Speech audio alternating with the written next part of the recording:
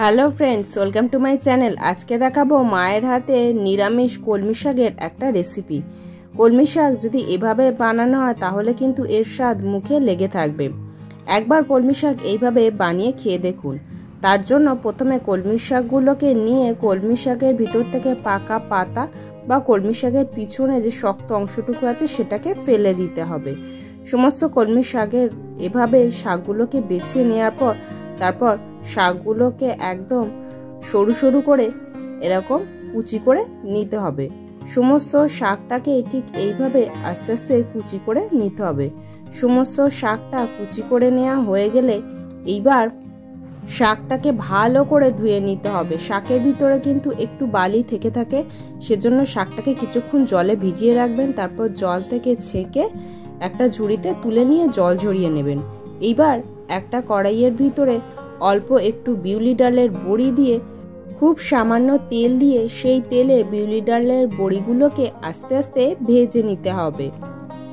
বড়িগুলোকে ভেজে তুলে নিয়ে তারপর কড়াইতে অল্প একটুখানি রিফাইন তেল, তাতে হাফ টিস্পুন পাঁচফোড়ন দিয়ে দেওয়া হলো। দিয়ে ফোড়নটাকে হালকা একটু ভেজে নিতে হবে। ফোড়ন থেকে যখনই গন্ধটা বেরিয়ে আসবে তখন এর ভিতরে কুচি করে রাখা আলু দিয়ে দিতে হবে। এখানে দুটো মিডিয়াম সাইজের আলুকে এভাবে কুচি করে নেওয়া হলো। কম তেলে এই আলুগুলোকে কুক করার জন্য আলুগুলোকে হালকা একটুখানি নেড়ে চেড়ে নিয়ে তারপর এটাকে ঢেকে রেখে দিতে হবে মোটামুটি 1 মিনিটের জন্য। তারপর 1 মিনিট পর ঢাকনা খোলা হলো। আলুগুলো সামান্য একটুখানি কুক হয়েছে এবং গায়ে হালকা লালচে রঙও ধরে এসছে। এবার আলুগুলোকে এইভাবে একটু নাড়াচাড়া করে নিতে হবে। মোটামুটি আলুগুলো 30% মতো কুক হওয়ার পরেই এই কুচি করে রাখা শাকগুলোকে দিয়ে দিতে হবে। দিয়ে শাকগুলো আলুর সাথে একটুখানি নেড়ে নিতে হবে। শাকগুলো আলুর সাথে হালকা একটুখানি মিশিয়ে নেওয়ার পর এইবার এর ভিতরে দিয়ে দিতে হবে একটা কুচি করে রাখা বেগুন। বেগুনের টুকরোগুলো এরকম একটু বড় বড় রাখতে হবে। রেখে বেগুনগুলো আস্তে আস্তে এর ভিতরে দিয়ে বেগুনগুলোকেও শাকের সাথে মিশিয়ে নিতে হবে। শাকটা একটুখানি কুক করার পর বেগুনটা দিলে শাকের পরিমাণটা একটু কমে যাবে। তারপর বেগুনটা দিলে খুব সহজেই এর ভিতরে এটা ঢুকে যাবে। এইবার এটাকে ঢাকা দিয়ে ঢেকে রেখে দিতে হবে মোটামুটি 2 মিনিটের মতো। 2 মিনিট পর ঢাকনা খোলা হলো। এবার দেখুন শাকের পরিমাণটা একটু কমে গেছে আর বেগুনটাও বেশ একটু নরম হয়ে এসেছে। এইবার এর ভিতরে দিয়ে দেওয়া হলো পরিমাণ মতো নুন আর হলুদের গুঁড়ো। হলুদের গুঁড়ো পরিমাণটা খুব সামান্যই দেওয়া হলো।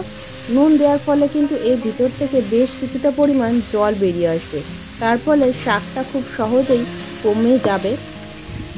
এইবার এর ভিতরে দিয়ে দেওয়া হলো 2টো চেরা কাঁচা লঙ্কা। ঝালের পরিমাণটা যে যেমন ঝাল খেতে চান তেমনই দেবেন। আমার মা এখানে শাক যেহেতু সেজন্য কাঁচা লঙ্কাই ব্যবহার করছে, শুকনো লঙ্কা ব্যবহার করেনি।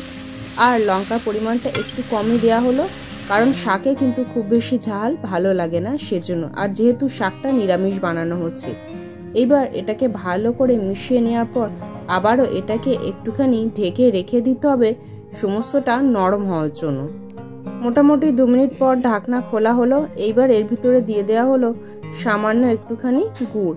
শাক রান্নার জন্য গুড়টাই ভালো। আর তার সাথে 1 টেবিল স্পুন সর্ষে বাটা, এখানে হলুদ সর্ষে বাটা, আর তার সাথে 1 টেবিল স্পুন এখানে জিরা বাটা। এই সর্ষে আর জিরার কারণে কিন্তু এই কলমি শাকটা দুর্দান্ত টেস্টের হবে। তারপর এইগুলো দিয়ে ভালো করে মিশিয়ে নিতে হবে। এই শাকের ভিতর কিন্তু কোনো প্রকার জল ব্যবহার করা হয়নি। যেহেতু শাকটা ঢাকা দিয়ে রান্না করা হচ্ছে সেজন্য শাকের থেকে কিন্তু এমনি অনেকটা পরিমাণ জল বেরিয়ে এসেছে। আবারও এটাকে 2 মিনিটের জন্য ঢেকে রাখা হলো। এটাকে কিন্তু একদম কম আঁচে রান্না করতে হবে এবার, কারণ শেষের দিকে এটা জড়িয়ে যাওয়ার ভয় থেকে যায়। তারপর ঢাকনা খুলে এর ভিতরে ভাজা বড়িগুলো দিয়ে দিতে হবে। কিছুটা বড়ি এখানে দিয়ে দেওয়া হলো আর কিছু বড়ি হাতের সাহায্যে গুঁড়ো করে রেখে দেওয়া হলো। বড়িটা দেওয়ার পর আবারও এটাকে ভালো করে মিশিয়ে নিতে হবে। কলমি শাকের ভিতরে এই বড়িটা যদি না দেওয়া হয় তাহলে কিন্তু শাকটা খেতে ভালো লাগবে না। এখানে যে কটা উপকরণই দেওয়া হয়েছে সব কটা উপকরণই দিতে হবে, না হলে কিন্তু শাকটা ভালো টেস্ট হবে না। তারপর বড়িগুলো দেওয়ার পর এটাকে ভালো করে মিশিয়ে নিতে হবে। বড়িটা কিন্তু নামানোর আগে দিলে চলবে না, বেশ কিছুক্ষণ আগে বড়িটা দিয়ে ভালো করে মিশিয়ে একটুখানি ঢাকা দিয়ে রাখতে হবে। কারণ বড়িটা যেহেতু ভাজা বড়ি, তাই শাকের ভিতর থেকে কিছুটা রস এখানে অ্যাবসর্ব করে নেবে। তারপর মোটামুটি 1 থেকে 1.5 মিনিট পর ঢাকনা খোলা হলো। এবার দেখুন বড়িটাও নরম হয়ে এসেছে এবং শাকটাও সম্পূর্ণরূপে কুক হয়ে গেছে। এবার এটাকে বাটিতে তুলে নেওয়া হলো। এটাকে বাটিতে তুলে নেওয়ার পর ওপর থেকে ভাজা বড়িগুলো আস্তে আস্তে ছড়িয়ে দিতে হবে। ভাজা বড়িগুলো হাতের সাহায্যে এভাবে গুঁড়ো করে যদি ওপরে ছড়িয়ে দেওয়া হয় তাহলে কিন্তু ওপরের এই ভাজা বড়িগুলো বেশ মুচমুচে হবে। শাকের ওপরে মুচমুচে এই বড়ির গুঁড়ো কিন্তু অসাধারণ লাগবে।